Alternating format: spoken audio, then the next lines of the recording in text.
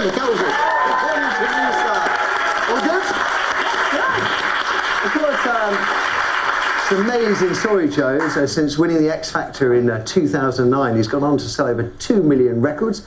And a bit like Michelle Collins last week, he never stops working. He finished an exhausting UK tour just before Christmas, went straight into Panto over Christmas, and last week opened in a new touring production of the Lloyd Webber Tim Rice musical, Joseph and His Amazing Technicolor Dreamcoat.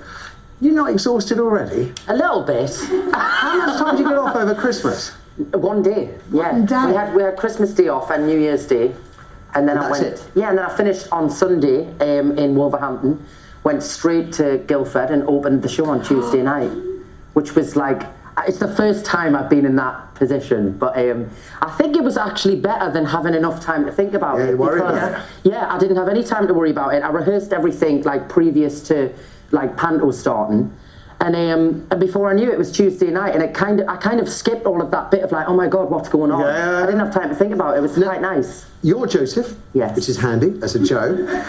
For those who don't know the Bible or who may not have seen the show, I have to hold my hand up. I've never seen the show. Yeah. Susie, don't look at me like that. I love the show. I've not seen The Great Escape. I've not seen Mary Poppins. There's lots of things I know. How straight am I? You've never even seen the film, Mary Poppins? I've never seen the film of Mary Poppins. This weekend. What's the story? Well, the story is he sees dreams, and he's kind of like the favourite child. His brothers are very jealous. He gets kidnapped, sent off. It's all the trials and tribulations of a family kind of treating him badly, basically, and then it all works out wonderful in the end, and with his amazing Technicolor Dreamcoat, and it's a great show. All through my newspaper career, all through the 90s, I was writing about this show. I mean, its enduring appeal continues. Yeah. I mean, what's its secret? I think it's the music. The music and the lyrics are iconic, and the show is really feel good from the beginning when it starts. I mean, you know, and I did it obviously for 6 months last year as well.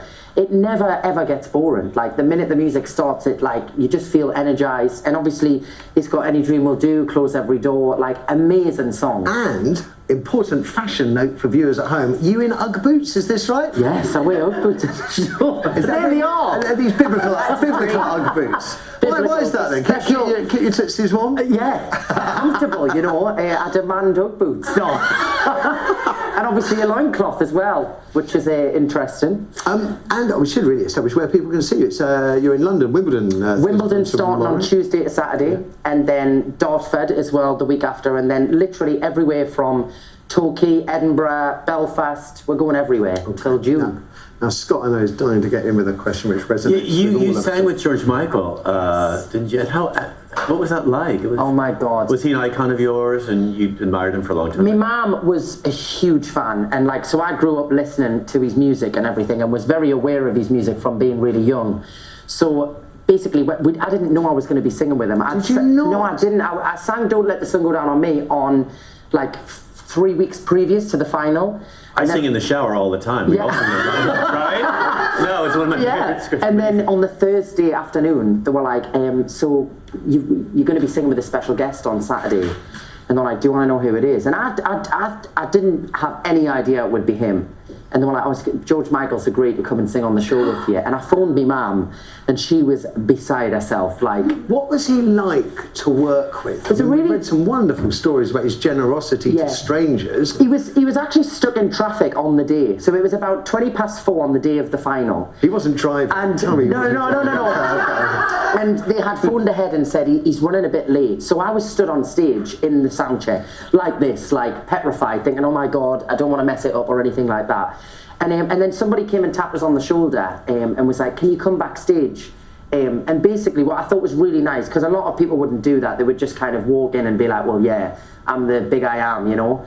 And I went backstage and he was like, I don't want to meet you on stage in front of everyone. I want to personally meet you, and let's walk out together and do the sound check. And it was really sweet, you know, because not many people would do that of his level as well. No. You know, and he was really nice, and he was like, I want this to be your moment. You take all the high notes, have all of the kind of big moments in the song. And he kind of just made it all about me, which was wonderful, because you meet so many people in this industry that aren't like that, and it was nice to meet somebody as successful as him. Yeah, great shame, great loss, great loss. No. Something for you, Susie? Now, from your year on the X Factor, you were with Lucy Jones. Yes. And I saw this Eurovision. week she's going to be competing for the UK in Eurovision. Now, Eurovision's a bit of a dodgy one in terms of the UK getting any votes. Yeah. How do you think she might do this year, especially with Brexit that's since happened, etc.? Yeah, well, I mean, she is insanely talented. Absolutely. Yeah, and should never have gone out at the time she did in the show, but there you go, that's the X Factor for you. But I hope she does well. And even if, I think the thing She's got the right idea. I've seen her chatting this weekend, and she's saying, these are very interesting times politically, and actually, what better time to go out and represent the Ryam Unique? And I think as well, the amazing platform of Eurovision as well is the great platform you get in Europe with it as well. Absolutely. It gives you a huge career in She Europe. could enter, I think, a bigger say in Europe than we will as a country. Yes. Excellent.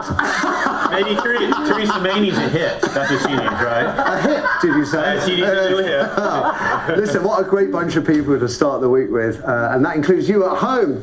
This is what you can expect from your Right Stuff this Monday morning. We're kicking off by asking if Theresa May needs to publicly condemn Donald Trump's Muslim ban, because our PM